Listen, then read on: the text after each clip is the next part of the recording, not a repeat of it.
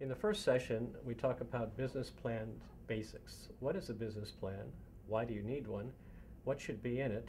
And how do you put it together?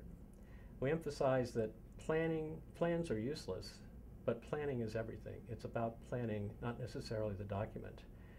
We emphasize the simple concept of creating value and determining how to capture that value. In the plan, you have to answer three basic questions. Why this? Why is your idea important? Why now? Why is now the right time to do it? And why this team? Why are you the right people to drive this idea to success? And then maybe a fourth thing, why won't this succeed? I hope you find this very helpful.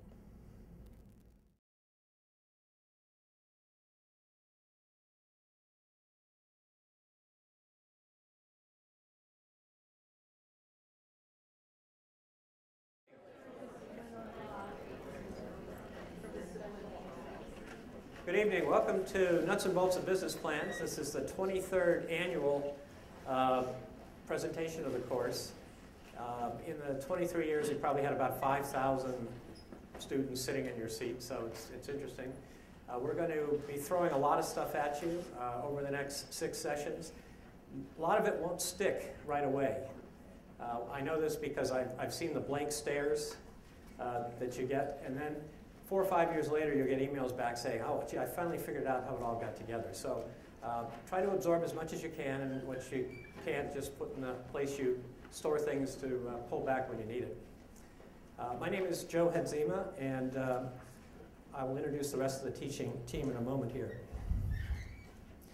We're video recording this set of classes in connection with GIST, which is the Global Innovation Through Science and Technology program funded by the State Department. You can see what their mission is here. The reason we're doing that is that a former TA of the course, Ovidio, is the program manager at GIST. And as part of the program of trying to develop entrepreneurial capacity in the GIST countries, they're putting a business plan competition together in collaboration with the MIT Enterprise Forum business plan competition for the Arab region. And we sent out an email, but in case our email list isn't quite there, if any of the students in the audience are from any of the GIST countries and would like to learn more about what's going on and how they might be able to connect with and help, please contact Hannah. So here's our general plan for tonight. We're going to find out a little bit about you. We're going to tell you a little bit about us. We're going to talk about a case study that we're going to sort of follow loosely through the course and in more depth at the end. And then we're going to have an overview of business plans, a break, and then we're going to talk about pitches. So that's the evening. In the past, we've had an interesting group of people in the audience, and I didn't actually pull a survey today, so I just wanted to find out how many people fall in these categories. How many people from the engineering school? Okay, people in the management school, keep an eye out for them. Okay, management? Okay, the idea, we're going to try to get those guys together. Science? Ah, okay. They broke out of the lab for this. That's great. Architecture planning? Yeah, okay. Others? Oh, okay. We'll catch up with what you are. Non-student participants. This is actually open to beyond the MIT community. Do we have any alums? All right. Coming back for cheaper education than when you were here, right? Staff? Well, sometimes we have. Okay. Launching something out of MIT. And anybody else? Others? Okay. I think we had some Wellesley students. Wellesley College? Okay. So you have quite a group of here in the audience. And the question is, how do you do a course on business plans when roughly half the audience is management students and the other half are not? So you would think, gee, the management students must already know about this stuff. And the other people, boy, this is the first time they've ever seen it. And that's sort of was a bit of a scare the first time I figured that out. But it turns out in the management school, they don't actually teach anything practical. It's all theory. Well, it is probably a little practical. And in the engineering school, you're looking for something more concrete than you had before. So we'll see if we can meet expectations on both sides. So who are we? There are 3 of us primarily involved. I'm Joe Hadzima, and we have Jos Bonson and Hannah Steinman. And this is a little bit about me. I'm officially a senior lecturer over at Sloan, former partner and of counsel now at Sullivan & Worcester, a law firm here in Boston, where I developed and headed up a high-tech new ventures group. I was one of the founding judges of what is now the 100K competition, back when it was the 10K. I had a long stint as chairman of the MIT Enterprise Forum globally, which is 26 or 28 chapters now around the world. It's a good thing to follow up if you leave Cambridge and go a place to check on Enterprise Forum. We'll talk a little bit more about that during the class. I have 2 day jobs beyond Sloan. I'm managing director at Main Street Partners, which is a venture development firm. We've had a venture fund. We're doing more project-oriented stuff right now. And I'm co-founder and president of IP Vision, which is an intellectual property analysis company. And we'll see some of that a little bit later. Joost Bonson, Joost in the front row. Joost is a longtime participant, I think the founding voice of Nuts and Bolts back in the day. He's currently a lecturer at the MIT Media Lab. He was lead organizer at was it the 10K back then? Right, for several years, and is on the board at the 100K. I didn't get a chance to update all of this, but you did the first Founders Study, which was looking at MIT alums and what their impact was in terms of new startups around the world. Has been actively involved with the Enterprise Forum, both in the Cambridge chapter and globally. Co-founder of HowTunes, which is, I won't even begin to explain. And his blog, Maximizing Progress, is an interesting one to follow. He has a wide range of things there. Joost will be talking a little bit later in the course. He asked me to suggest to you, if you have venture ideas or you're looking to form teams, he'd be a good person to talk to right after class. He does a lot of that connecting. He's sort of minister without portfolio at MIT, connecting, I can't tell you how many teams, but we're glad you're still participating, Joost. And Hannah Clark-Steinman is the most important person. She's the TA, the person you've got to get through in order to get the grade in the course. She's a Sloan MBA student. Hannah, hand up. Was communication manager at the Clinton Global Initiative and a business journalist at Forbes and Inc., and I'm sure many other things I didn't capture. Her email address for the class is there. Okay, our case study. Can anyone read what that says? That's the first lesson in logos and business plans. Have something readable. It's actually virtual ink. Can you make it out now? That was their actual logo. So if you're going to do a nice logo, and it's not abstract art, you better do that. Virtual ink was well, let me tell you a little bit about it here. This is from their executive summary. It's a computer peripherals company whose lead product automatically transcribes what users write on existing chalk or whiteboards, thus enabling inexpensive, error-free, real-time transcription of handwriting and sketching. And this was their first product, a labor-saving productivity and communication enhancement tool that could enable automatic capture of shared thoughts through communication. You can see the words there. These were the first 2 sentences in their business plan. Now, why virtual ink? Well, first of all, the concept is easy to understand. It's sort of an electronic whiteboard without being a whiteboard. You just put some things up there and you start drawing, and it gets captured digitally on your computer. It was a 50K entrant. That's the 100K before it became the 100K. Jonald, I think, had participated 3 times before he hit this one. So that's another story about perseverance.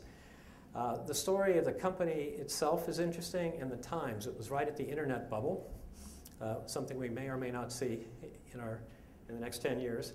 But the most important thing is Jonald Cherry is actually quite candid in his sharing of his thoughts and the history of the company. It gives you insights that you really can't get otherwise. You know, if we were to bring in a bunch of very successful entrepreneurs, it usually goes something like, well, I had this idea in my dorm room, and I made a prototype, and we got funded, and then we went public, and now I'm wealthy. Now, you don't really learn a lot about that.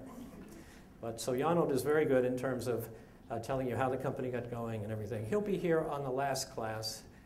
He's actually moved out of the Boston area, so we used to have him every class, but it gets to be a bit of a problem for him to fly up daily.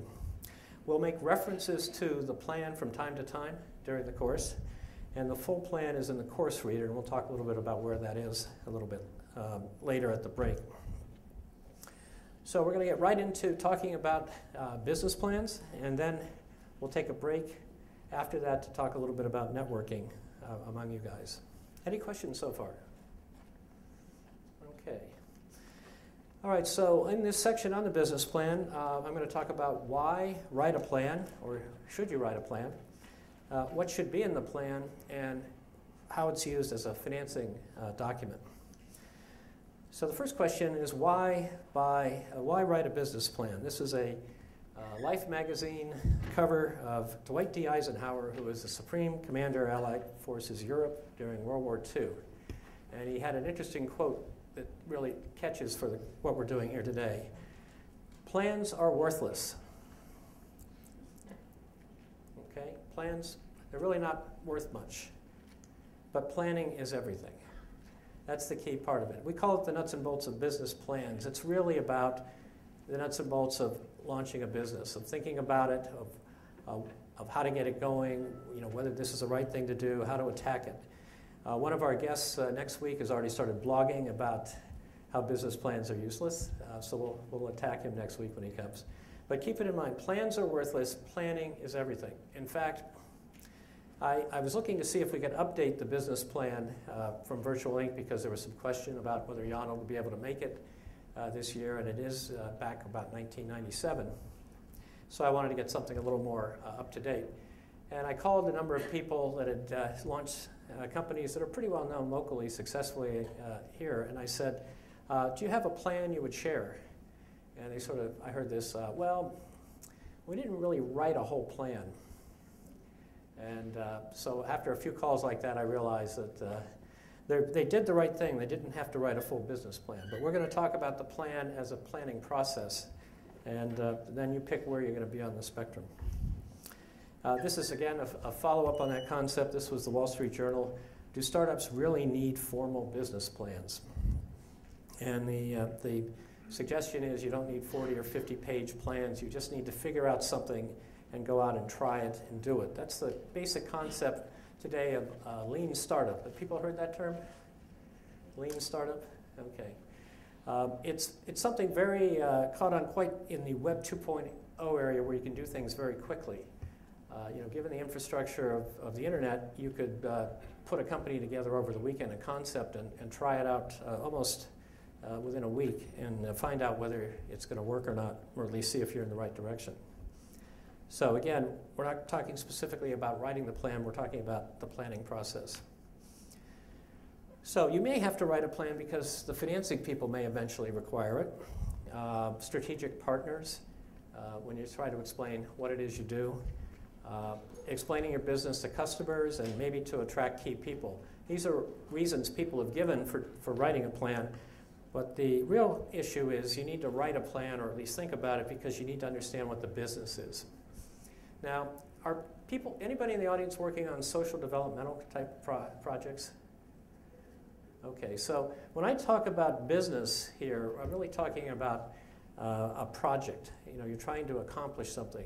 Business is a shorthand for that, where typically you make a product or a service and deliver it and people pay for it. It's the same process with social developmental. It's just the terminology is a little bit different. So I'll try occasionally during the class to try to connect those for you. And I think we will have a separate session on that next week, separate from the class. We'll give you more detail on that. Again, the business plan is a result of a planning process. And some of these sayings are fairly useful for you. People don't plan to fail. They just fail to plan, right? So you launch into things and don't understand who your customers are. That's a classic problem. Tomorrow night, Bob Jones will come in and talk about knowing your customer and some personal experiences that were very painful for him in failing to do that. But so many people don't really know who their customers are. When we had the last big meltdown in the financial market and the venture stuff had dried up, I ran into some people on the street and I said, how's it going? Well, they had gotten their funding before the crash, and they said, well, it's going great. We're working on the product. We're doing this and that. And I said, yeah, but do you have any customers? And they said, well, we got some people interested, and we're talking with them. And I said, have they written you a check or somehow, put some resources at your disposal? Well, no. And I said, well, that's the problem. You don't really know if you have a customer. So figuring out whether you've got a customer is a key theme in the course. Why will they buy whatever you're proposing to do? And either they or somebody for them. In the healthcare area, we pretty much know that the patient doesn't really purchase the service in the same way that you would purchase something at a store. So there may be different people buying versus using the service or product. You have to figure out what they will pay, and how you'll make and deliver it, and what resources you'll need. That gets involved in the business model, which we'll talk about in a couple of days. So it's a really simple concept, whether it's a Web 2.0 company, a biotech, which biotechs have huge capital requirements over long periods of time, or a nonprofit social development company. This is the simple concept. Create value, and then figure out how to capture the value. That's really what it's all about when you're thinking about starting a company. Can I create value, and can I capture it? But the problem is, the answers may not be simple. This was a scene from The Social Network. Has everyone seen the movie? Yeah, we may actually have a homework assignment to go watch it for next week. So here's the script. Let me see. I'm not a very good actor, but let me see if I can stage this. Eduardo, it's time to monetize the site. Everyone know the story, right? This is Facebook, right? Mark, what does that mean? It means it's time for the website to generate revenue. No, I know what that means. I'm asking you how you want to do it. Advertising. No. Eduardo, we have 4,000 members. Mark, because the Facebook is too cool. If we start insisting upon pop-ups for Mountain Dew, it's not going to... Well, I wasn't thinking of Mountain Dew, but at some point I'm talking as the business end of the company. The site, we don't even know what it is yet. We don't know what it will be. We don't know what it can be. We know that it's cool and it's a priceless asset. I'm not going to give it up. Eduardo, when will it be finished? Does anyone remember what the next line is? Yeah. Whoops. It won't be finished. That's the point. The way fashion is never finished. Okay, so the concept is simple. Remember, create value, and there's value in Facebook because of what it is. They're still trying to figure out how they're going to really capture the value. And this initial discussion at the beginning about, well, advertising, we have 4,000 users. That would have been a way to capture. And yet we know what this history is on that. So concept is simple, the answers are not. Okay, now, over the years as I've been thinking about business and business plans and conveying things, I came up with a sort of a pyramid to think about the business plan. So at the top of the pyramid is the mission or vision statement. That sort of describes what it is you're doing, very short. Under that is the elevator speech, which supports the mission statement.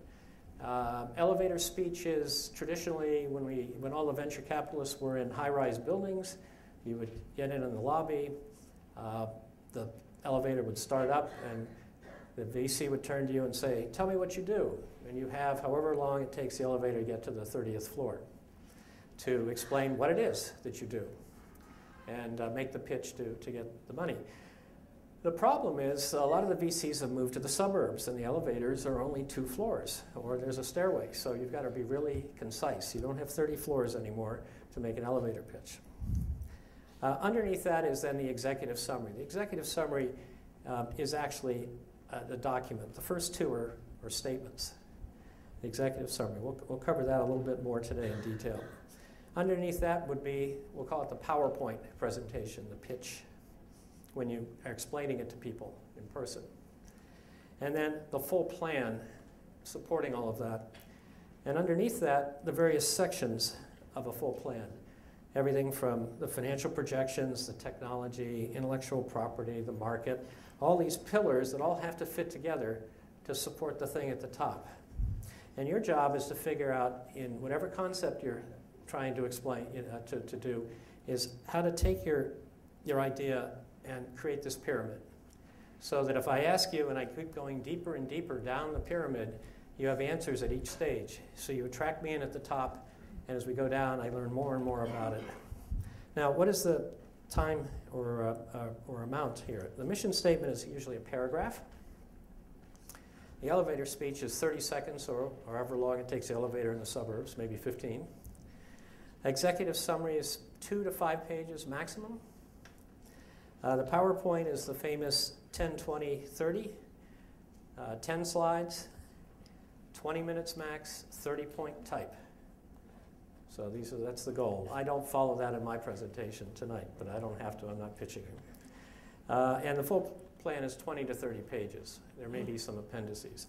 So keep this pyramid in mind as we go through the various sections. Our class sessions are going to be dealing a lot with the foundations underneath, and then we'll try to build it back up. Any questions on the pyramid? Are you with me? Okay. Because we're taping, if you have a question, just work your way down. And let me see what we have here. Why don't we catch it? Can we catch it a little later? Okay. Yeah, because we should. Okay, so who should write the plan? The founder alone, that's possible. The team. Some people can't really write. I've taken people out to companies because the founders can't really put it together. It doesn't really matter, but the important thing is you have to own it. You have to know what's in it. So even if you're not the best writer in the world and you get some help on it, at the end of the day, you have to know what's in it and be able to convey it. Now we get to some real practical things if we actually do end up writing a plan. What should it look like? Well, I've seen plans that have been 3-inch thick binders. And the problem with that is can anyone think what the problem would be with a 3-inch binder? Who reads these things? Yeah, somebody, if it's a venture firm, it's an associate who's screening through a lot of stuff. And if they're traveling and going on trips and you've got 15 things on your desk, do you think you're going to take a 3-inch binder and put it in your bag? Probably not. So don't do that. Some people ask whether you ought to take the executive summary and bind it. It's only 2 or 3 pages. Yeah, it doesn't really matter, just as long as it's all connected. People have asked about stapling, spiral, binding, Velabind, AccuBinder. It really doesn't matter. It's just, it has to look somewhat professional, not overly slick. It looks like, you know what you're about. This is your statement about what you want to accomplish. So it has to, reflect what your image is going to be. Now, the important thing is that it's a selling document. You don't want to lose sight of the vision, and the excitement must come through. But it's got to be defensible. You can't just make wild accusations. It's got to be defensible. These are typical sections of a plan. We'll go into them in more detail. This initial overview is just to give you some ideas of what's there. I think Steve is probably going to talk a little bit more about what pieces pull out of here in the pitch later on tonight. Notice that technology usually is not a section because it's not really about the technology. It's about something that you're going to deliver value to people. And the value may be delivered through technology, it may not. It's the value that you're talking about, and technology might be the core part, but you want to convey what the value is that's being created. Practical things. If you have a cover page, name of the company is always good. Address, telephone. I can't tell you how many times I've actually gotten a plan and I've read it and it says, boy, this is really good, and there's absolutely no contact information. So, if you spend all the time, put your name on it. Confidentiality legend is usually something that goes on it. Sometimes the securities law legend, we'll talk about that in more detail when we do a legal section later. And control numbering just to keep track of who has the copies. So here is the virtual ink cover page. You know that now because you know what the logo is, not because you can read it. It has all of the right things. It has the name of the company, the address, the contact information. And this was, so this is what it looked like when I first saw it. And then the first trip to the lawyer's office, put a confidentiality description on it saying this is the property of the company and it's being submitted and it's control copied. So that was the first trip. And then when they actually got serious to go out and raise money, back to the lawyer's office, and here's what it ended up looking like. So there are reasons for why these things are here, and they are serious reasons. We'll talk about it in the legal section. But from your perspective, to get started, just make sure people know how to contact you. Now, what else should be in a business plan? How about a table of contents? So you can figure out what's there, and page numbers. Again, people want to be able to read what you have and get to there quickly. Now, the executive summary. And we're going to spend a few minutes on this because this is the first part of the written document, remember, under the pyramid. It's the first thing that investors read. Think of it as a resume for your whole plan, right? So when you go to, you have a resume, you usually don't get a job based just on the resume, right? You get invited in for an interview. The resume gets you the interview. So the goal is to get the interview to give the pitch. So the executive summary has to be compelling for someone to say, I want to know more about that. Now, people talk a lot about what should be in the executive summary, and I'll give you some real details here. But over the years, what I've realized is there's really 3, possibly 4 things that people look for when they read it in an executive summary. The 3 whys. The first one is, why this? Why is this thing that I'm reading, why is it interesting? Is it something big? Is it something important? Why would I want to spend my time? Why would the entrepreneur want to spend time? Why? Why is this important? Why are they doing it? Does it cure cancer? Alleviate poverty? Make life efficient in ways that people can relate to? Why this? Why now? Why is now the right time to do that? Well, it could be, low-cost sensor technology is there now, and we can actually do this thing that we couldn't do 5 years ago. So an important thing that maybe now is the right time to do it. I've lost more money investing being on the cutting edge of technology, where I invested too soon, and the market wasn't quite there. So the technology and the opportunity could really look good. One of the plans we had in the business plan competition in the second year, the one that won, was called Dial-A-Fish. And it basically was a way to order groceries over the telephone using a barcode reader. So it's a precursor of Peapod. A lot of money was lost on people trying to do Peapod before it really got there. So it was a compelling proposition, just it was too early. And the final thing, why this team? So it's an important thing. Okay, I get it. Right now might be the right time. Are these the right people? Why are these the right people to back? What is it about the team? So those are the 3 things that I think investors are looking for in all of the words. And then there's the 4th thing, which is, why won't this work? Right? So when in typical sales discussions, if you start getting questions from the prospect about, well, does it have this, does it have that, you're already well on the sales cycle, because now they're trying to figure out why they don't want to buy or why it doesn't meet their need. So typically in the executive summary, if they get through all of these first 3 whys, they're going to say, okay, so why is this not going to work? Those are what they're really trying to dig for, not only in the executive summary, but in the whole plan. So what about the executive summary itself? Size, 2 pages, preferable to 5 maximum. It's got to be logical, clear, interesting, and exciting. It's the whole thing. If I'd had more time, I would have made it shorter. It's very easy to write long things. Getting it concise and getting your point across. Again, it's like a resume. The elevator speech is to the executive summary, as the executive summary is to the full plan. So the scenario is, I get in the elevator, you say, oh, tell me what you do. I give my elevator speech, and you say, oh, I'd like to learn more about that. Let's go get some coffee, or come in next week and meet the partners. The executive summary is the equivalent in the document. You read the first few pages of it. Now I want to read more.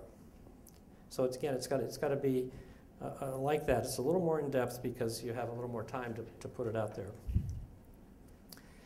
Basically, the message you're trying to get is who you are, what is the vision, How are you going to do what you're proposing to do, sort of in general? What's the market? How many dollars do you need, or how big, what are you going to do with them? Do you have some sustainable competitive advantages?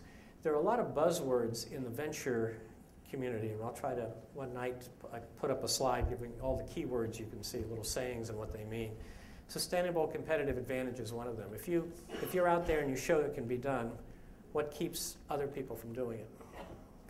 I mean, when I look at a plan that was very much like eBay, in fact, I'm not even convinced it wasn't eBay, and I read it, and before there was anything like eBay out there, what came through in the executive summary was I was going to buy something, the customer was going to buy something sight unseen from somebody they haven't met with nobody standing behind the transaction. That sort of sounded like mail fraud to me, right? I mean, think about it. You go on to eBay, you look at something. Now you have ratings and everything, and there's actually some, insurance and other things that can go on. But it's an example of, anybody could do this. And same with, a Facebook. Anybody in theory could do it. What is the sustainable advantage? Well, that could be just getting big quickly. It could be in some unique way in the eBay thing to have people be willing to take a chance that they were going to get their money back. Something that says, well, if you do this, why is everyone else not going to be there? It could be a patent protecting it. So when the reader's done, they ought to be able to explain of the executive summary, the 2 to 5 pages, ought to be able to turn to someone who's ever read it and say, I saw this great plan. Here's what they're proposing to do. So here's some examples. These are a little dated, but they get the point.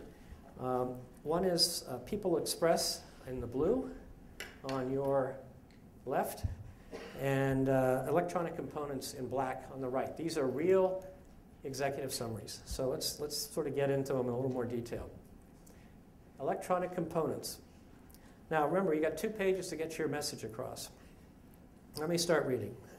Electronic Components is a startup company that will make a variety of electronic components, beginning with a new type of aluminum-based capacitor. Okay, so it's something to do with capacitors. This unique product, coupled with excessive demand for capacitor devices, will provide us with ample share of the capacitor market and numerous opportunities for expansion into related electronic components. Okay, that's something to do with capacitors. The founders are dedicated and determined to make the venture a successful and profitable entity. Well, that's good. That's why this team, right? I still don't know why this or why now, but the team, they're dedicated. That's good.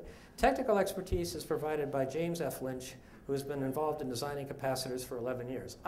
That's actually important. This is an experienced person. Maybe doesn't quite know how to communicate it, but this isn't just something he came up with, first time. And he's got a BS degree from MIT. Oh, the G. Okay, so maybe I do want to talk to this guy, even though I can't figure out what it is that he's doing. Technology for capacity is changing rapidly. Okay. By the way, you can't assume that the investor that reads reads what you write, knows anything about the industry or the technology. I mean, sometimes they do, but you just can't assume that. You've got to. They have people they hire to dig into it if you get interested if they get interested in your project. So I don't know why capacitors technology is changing rapidly, but it is. The company has an opportunity to capitalize on a major technological change by getting off to a quick start and expanding quickly. Okay. The proposal pertains to 2 additional phases of required financing. The first phase of about $150,000 for pilot plant has been completed from the personal funds of the principals. Actually, that's an important thing. These people have actually put money in it. So I've got an experienced capacitor person with a credible technical background who's already put money in and thinks there's an opportunity here. But I still don't know what the opportunity is. And then it goes on talking about it. Now, by contrast, this is People Express. So People Express was one of the first low-cost air carriers in the eastern seaboard, and was quite successful for a while and then crashed and burned. Well, not literally crashed and burned, but went out of business. So here's their executive summary. The eastern seaboard of the United States is ripe for the entry of a new, super efficient, low-cost air carrier to provide quick, reliable intercity air transportation. So you have an idea of what they're doing already in the first sentence. Such an entity would bring to the Northeast the same benefits that have accrued to other areas of the United States. Okay, so there's a model for this, presumably successful. Chief among these benefits are frequent jet commuter service between major cities, prices competitive with private automobiles. I mean, I'm almost like a customer reading this, right? I could fly instead of drive. And fulfillment of the congressional goals in enacting the Airline Deregulation Act of 1978 to have better service at lower fares. So there's actually, this is the why now. There's an enabler. We had in the business plan competition in the first 10 years, we announced the semifinals, and one team came up and said, well, I guess you didn't like our plan. Now, I didn't know which plan it was, so I said, well, what plan was that? And they explained it was basically the plan to replace the entire air traffic control system in the United States with their new advanced technology. And I said, well, it's not really credible to think that you're going to replace the entire air traffic control system in the United States. I mean, that's, boy, that's, and they said, didn't you know that the FAA has proposals out for that? And I said, no, you didn't tell me. You gave me this 40-page document, and you never said they want to replace the air traffic control system. We've got the best one, and here's why. They never said that. So, sometimes having, right here already we know there's an opportunity. And then the question is how they're going to be able to do this. Aggressive, innovative management that has been tested in the field on the leading edge of innovation in air transportation, marketing, and systems. Equipment and facilities designed specifically for low-cost production. Manpower selected, trained, and motivated to be efficient and profit-oriented. Footnote, non-union, according to new systems designed to be applied for this unique type thing. So I think if you put the two side by side and say, which one of these gets the idea across quicker and gets you more interested in knowing more, you certainly are well on the way with a few paragraphs with People Express. And you're struggling with the other one, but you still are probably going to, because of the technical background, the money they put in, and the fact that this guy's been working in the area for so long, you're probably going to at least have another discussion, but he's not doing himself very much service there. Any questions about this? Sometimes I feel like I beat a dead horse on this, but it's really important. This was the Virtual Inc. Executive Summary, which you can see in the materials.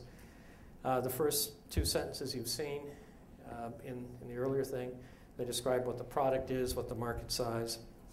So when you have a chance to go look at the reader, take some time, read this, and see how it stacks up. I think they do a reasonable first pass job at it. I think it could be improved. By the way, it always comes in, there's a written requirement in the course for credit. We'll talk about that a little bit later, but it's an executive summary. Don't assume, every year someone writes it just like this, same thing. This is not exactly a model for how it should be written. So remember what you're trying to do. Why this, why now, why this team? And try to convey that. Okay, so we have the executive summary, and now we get into the body. This is sort of the big part of the pyramid. And these are some of the sections. What's the opportunity? What is it that makes this important now? How big is it? What are the trends? How fast is it growing, or will it grow? That's the capacitor industry is changing rapidly. Presumably here you'd explain why. New materials, different algorithms, new charging type things, whatever. Why is this the right time for your product or service? The convergence of opportunity and solution. So the air traffic control system and the FAA once in a lifetime is going to say, let's look at the whole system. That's a great opportunity. It won't be there. It wasn't there 5 years ago. It may not be there 5 years from now. LTE in the wireless space, there's an opportunity now. If people get in there, they're going to have an opportunity. If they wait, they don't. Market analysis. What is the market, the existing and planned products out there that you're going to be up against? And what are the competitive advantage? So if you're coming up with a new chip, computer chip, and it's going to take you 5 or 6 years to get there, and it's going to be twice as fast. That's probably not a real, you have to be what the market's going to be like when your product comes to there. That won't be good enough at the time. Some idea of who's there. This is really trying to show, I understand what I'm going after, who the potential customer are, how big they are, what their plans are. I actually know something about the space that I'm going to try to compete in.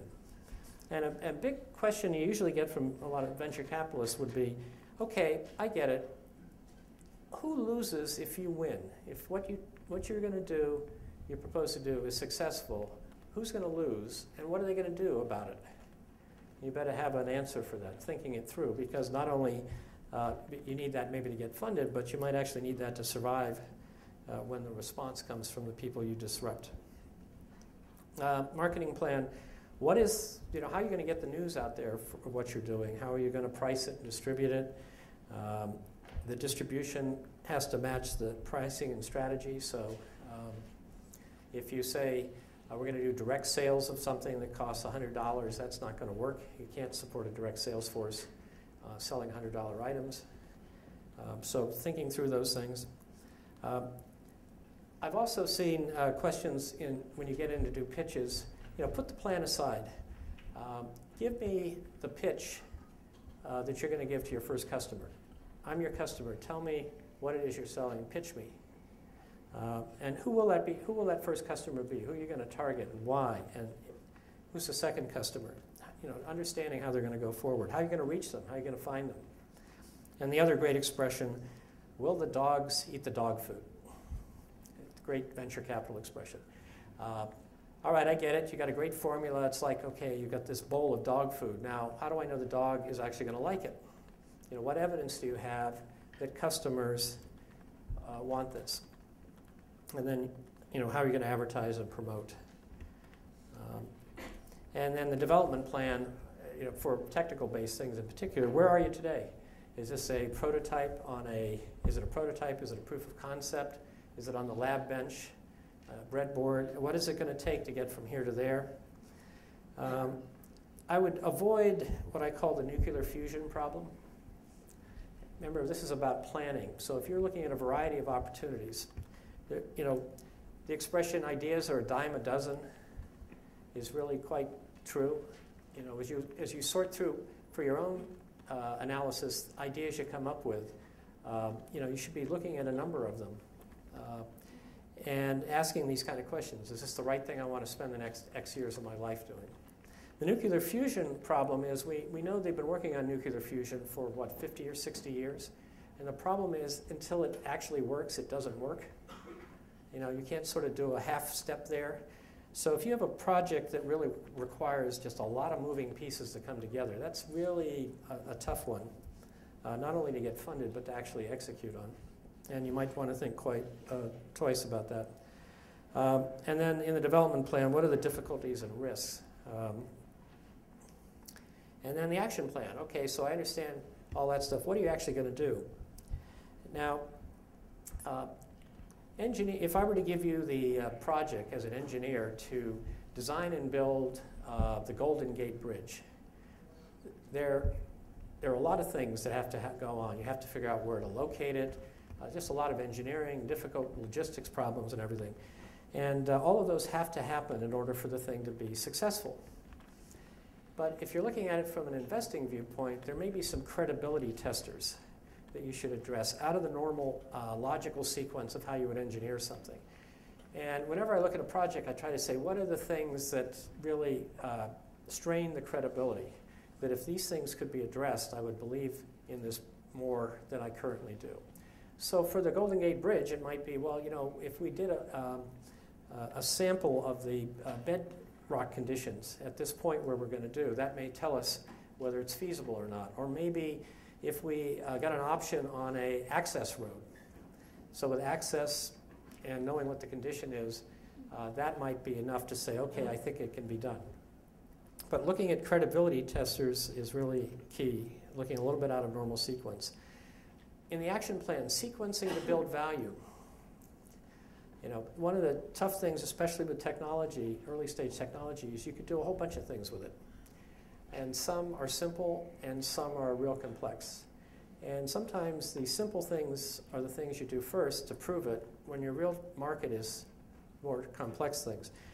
So if you can figure out how to make a step along the creation of value, say I'm going to do this and achieve that in a period of time that you say you're going to do it, then you start to build credibility for you as a team. So if you sequence your action plan to build value and try to eliminate or reduce dependencies, anytime you have to depend on a third party that's not under your control, it's really going to throw off your entire project. So if you can sequence to build value and eliminate dependencies as sort of the first pass, and then try to coordinate all that with financing. So if you put a plan together and says we're going to need $10 million, that may be what you're going to need, but you're not going to get $10 million right out of the box. You're going to get something less.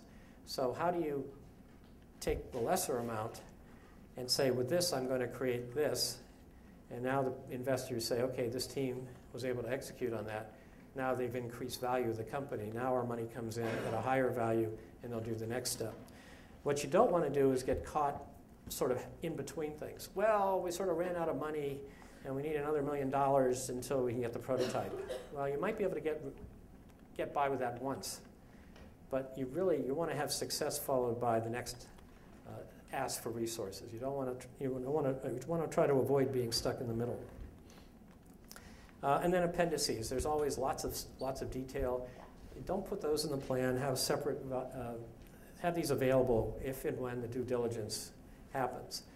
So an investor looking at a plan, if they really get the concept and they like it and everything, they're going to hire some people to go and dig around and test it out. They may call potential customers, they may look at the patents, they may do a whole variety of things, and you want to have these available to feed to them and guide where they go, but don't stuff those all in the plan itself. Have those ready. Fine-tuning the plan. When I write stuff, after the second rewrite, I can't even look at it anymore. I mean, you begin to think it's sort of like object-oriented programming, I write this module, and I remember how it worked, but I couldn't possibly look at it again. So you begin to start reading it in sort of logical blocks and say, okay, that's where I talk about the market, and you can't really be an objective reader. So seek independent reading of your concept. It doesn't have to be the whole plan, it could even be part of it. It could be a retired industry pro, a customer maybe in the right circumstance. Any one of these people, accountant for the financial section when you're really getting serious, and lawyer when you're really going out to raise money. We'll explain why you could get in big trouble if you don't do that. Now, finally, the business plan is a financing document. Lita Nelson at the Technology Licensing Office did a great presentation, and I've borrowed some of that from her to talk about how to treat the plan as a financing document. And people that read it to 2 or 3 cuts. The first would be like a resume. You make the cut so you can tell the rest of the story. The second reading justifies the investment. That's, remember the part where I said, why won't this work? And the third reading is to commit to a plan. If I put the money in, what is actually going to happen? And the point is, if you can't get by the first reading, you never get to the second and third. So what is it that helps you get by the first reading? Well, here are some things that have traditionally worked. An idea just too good to ignore. I mean, it's just like, you could really do that? That would be phenomenal. Financial promise, too good to turn down. We can deliver this product to existing customers for 1/10 the price today and still make a big amount of money. Really? How do you do that? A team good enough to believe in. We have experienced people that have done it before, or now when you have a team, it may be your founding team, but you have to think of your external advisors as part of the team. And part of the thing an entrepreneur wants to do, you're always selling. You want to try to convince people to sort of join you in some capacity. And the team includes your external advisors. So if you find somebody well-known in the industry who says, gee, I'll sort of advise you, that's credibility. The fact that that person who knows something about it is working with you is credibility. So that may be a good reason. By the way, on any of those things, never, never, never list anyone as an advisor without asking that person, is it all right to list you as an advisor? I've seen situations where I've had a call from someone say, oh, I see you're working with so-and-so. And I said, I had one meeting with him. Why do you think I'm working? Well, he's got a business plan out in the street saying you're head of his advisory board. Well, obviously that's sort of, either he's sort of delusional, lying, or just doesn't understand how it works. But in any event, that plan didn't go any further. What other reasons? An action plan that's credible and focused. Somebody says, we figured out how to get this right from here to there, then that could really happen. Details that give assurance of insight, commitment, and follow-through. That you actually know what you're doing. And a format and style that says there's passion, what these people really believe in this, but there's sanity too. They're really credible. Why plans fail the first cut? Here's some reasons. Insufficient market. We're seeking to raise $10 million to address a market, the total market size of which is $50 million. It's not enough market to justify investing that much. Non-credible technology, usually not a problem around MIT, but sometimes. Too wild, too blue sky or unproven, may be there at some point, it's not there now, not likely to be. Not protectable. As soon as you do this, anyone else could do it. There's just no patent protection that would prevent. Or too mundane. This is really not a breakthrough that would be worthy of spending your time and our money to do. Investment too large for the promise, that goes with insufficient market. And the failure to understand the market or other reasons. I've seen biotech plans that don't even address FDA approval requirements, which is sort of key. Other reasons, plans that are not credible, too optimistic. We're going to design this new car in 6 months. Naive about the hurdles, evidencing they really haven't tried to do this type of thing before. Runs off in all directions. We're going to address 5 markets simultaneously. I've seen that. Not ambitious enough. That's the seems odd, but sometimes people are that way. They just, they're not willing to commit and rush it through fast enough. It's going to take you 4 years to do that. That's just, you're going to get beaten to market. Regulatory barriers insufficiently addressed. That's the FDA. Gaps filled by hand waving. No real substance in between there, or no promises at all. Give us some money and we'll design something, maybe. Team not credible. Just we don't think this is the right team to do it. Now, there are other reasons for failing the first cut, and those are cosmetic, and these are terrible reasons. It's like that electronic components executive summary. Believe it or not, if people don't understand what you've written, they probably aren't going to ask you to explain it to them in more detail, because you had your opportunity. So if you can't understand it, that's a reason why you might not get the invite. A lot of market or technology-specific jargon. What is the business? What is it it's doing? I saw it at MIT Enterprise Forum presentation. Someone start to draw a whole schematic on the board, and after 10 minutes, somebody said, could you explain to me what it is the product does? They hadn't explained. They were already into the schematic drawing. So naive projections showing that it couldn't possibly be credible. Sloppiness. If you're going to take money and try to develop this product and you can't put a document together that doesn't have misspellings and other things, then it's just not credible. Too long, or too damn long. Just saying, again, it's a question of execution. Remember, they're saying, why this, why now, and why this team? Some of these things are very much reflecting on why this team. Ignores the basics. Forget marketing, my technology is best. That's always a good one. And then naive or terrible writing. So those are some reasons, cosmetic reasons. These are things that are all fixable. And it's just really sad to see people not get a chance because of these types of things. So what we've covered so far is why write a business plan, what should be in the plan, and the business plan is a financing document. That's the triangle that we're going to come back to throughout the class about the pieces. Again, the top 2 pieces are what you say, mission statement, elevator speech. The rest of it is what you write that supports that. They all have to fit together. And what I would do now is, we have a few minutes here. People have questions about any of this? I've thrown an awful lot of stuff. If you have questions, just come down so we can get the mics. If not, we'll move into break, to team building breaking. Yeah, come on down to the mic. Yeah, and repeat the, yeah. Oh, I can do that. If you think that there are substantial technical or market risks, real bogeys out there, should you address them or try to finesse them? If they're real technical ones. Or that there is something that where a lightning bolt could come down, even though it's otherwise a good idea. Yeah, so the question is, if you think there are real technical risks out there, should you sort of sweep them under the rug? I think that's really not a wise thing to do.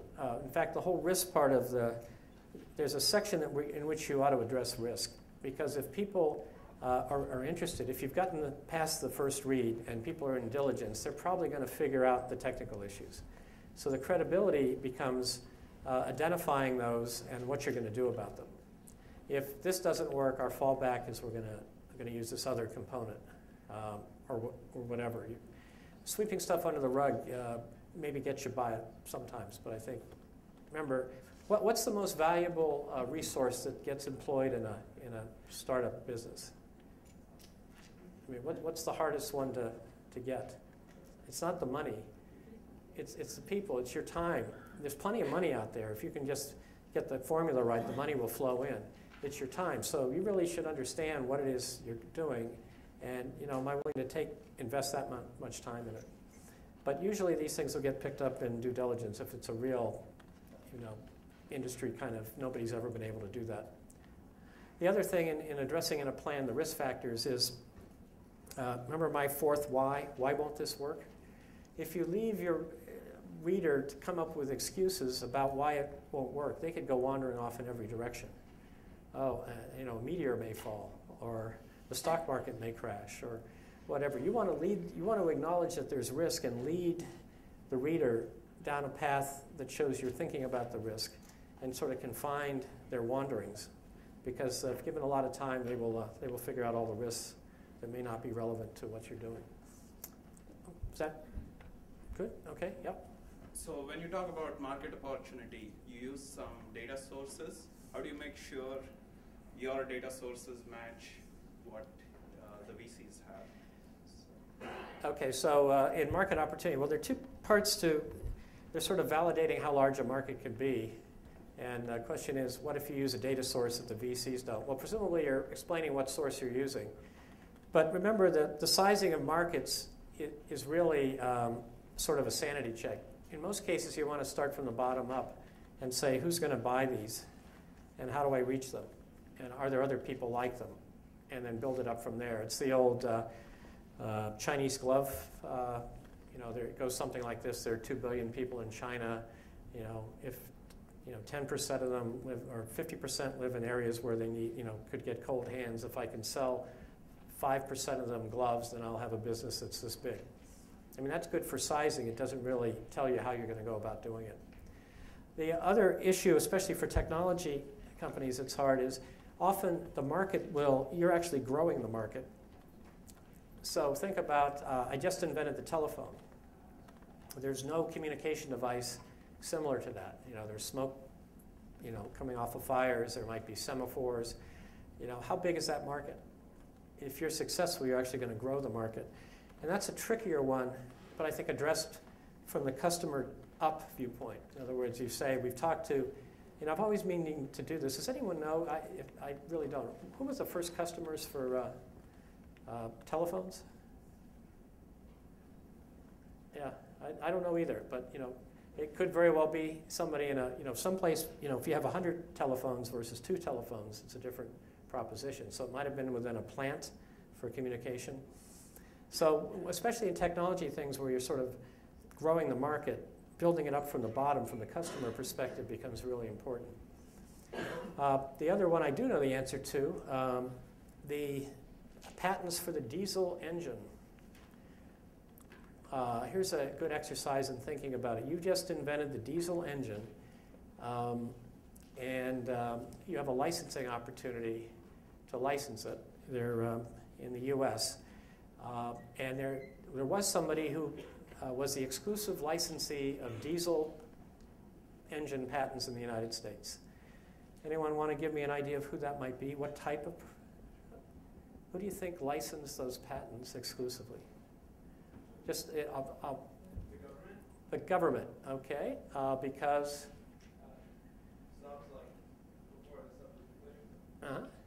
Okay, so the government might have done that. Anybody else? Who would have licensed the diesel engine patents?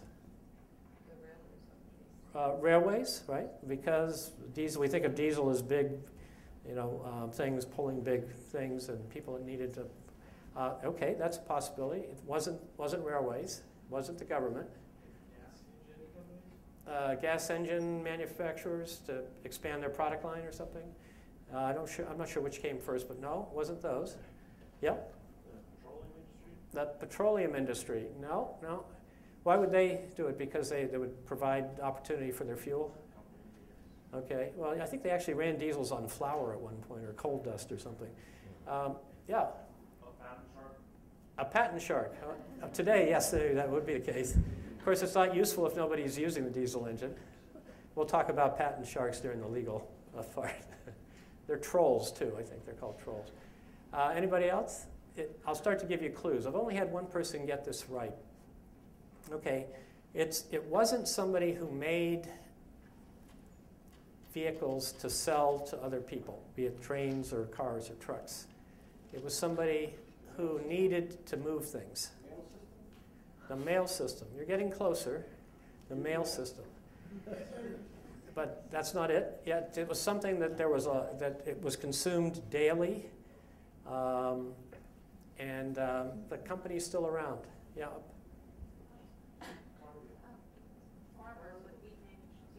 Farmers. No, this was more a finished product that got delivered every day. Yeah. Electricity generators. No, it was something that was delivered. I'm giving you better hints here. Milk. You're getting closer. What gets delivered that's a little more potent than milk? What? Water? Oh, come on. What do you like to do when you're watching the Super Bowl? What do you? Beer. Anheuser-Busch was the exclusive licensee of the diesel engine patents in the United States. So it's sort of funny when you see, the beer commercials and they have the Clydesdale horses, and all of that. You could picture why, beer is heavy. They had to lug it around. Those horses were probably, I don't know how many you need to lug a typical beer wagon. But you can see this is the trick with early stage. You have a technology. Who's going to buy it? And there was an end user, and we'll talk about it. You'll read some about it during the readings for tomorrow, and Bob Jones will talk about it, who had a real problem that wasn't being met effectively by the way that they delivered beer. So they went and licensed these diesel engine patents to develop their own, or have developed their own trucks. So it's an interesting lesson in, how do you take the technology and get to market from that perspective. Okay, any other questions about this business plan overview? Okay, what I'd have you do is during the course, periodically, these slides, by the way, will be up on the website, and we'll talk about it when we get into the logistics right after the break. I would go back in a day or two and read through them again. They're pretty quick. And occasionally during it, just go back and try to integrate what you're hearing night by night into this framework. Right now, it's sort of a framework that's not really anchored for you. But people that have done that in the past have found that useful. So what we're going to do, unless any other questions, out of this class over the years have come a number of companies or teams that have entered the 100K or not, but actual real companies that have gone on to be success. Because this was the first class, broad class at MIT that brought together the management side of campus with the engineering and science side. So every year we try to encourage, as part of the course, the writing requirement, teams to form. So we'd like during this break period we're going to do every night for you to stand up and introduce yourself to somebody who you don't know, who is not in the same, if you're in the management school, find someone, science and engineering and vice versa, and just start to have a discussion about, what you're doing and what you're trying to get out of the course. And let's see if we can start to form some teams, because we will require by this Saturday, I think it's Saturday night or Sunday, I'll have to look at what we said, a list of what the teams are going to be to write the executive summaries. We'll go into that in more detail after the break. But let's take the next 15, 20 minutes. Stand up, introduce yourselves, and we'll reconvene at right at about 7:25.